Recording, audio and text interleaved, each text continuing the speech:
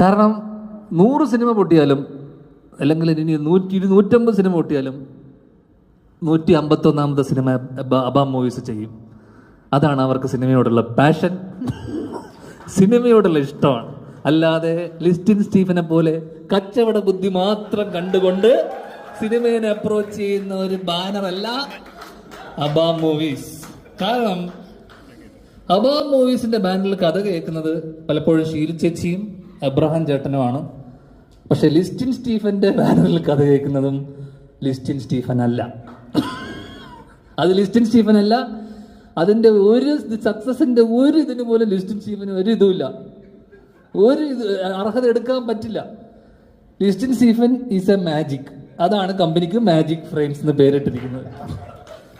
കാരണം ഈ കഴിഞ്ഞ ഏത് സിനിമയുടെ കഥ എന്ന് പറഞ്ഞ് അവസാനം ഇറങ്ങിയ സിനിമയുടെ 2 കഥകൾ ചോദിച്ചാൽ പോലും അദ്ദേഹത്തിന് അറിയില്ലായിരിക്കും.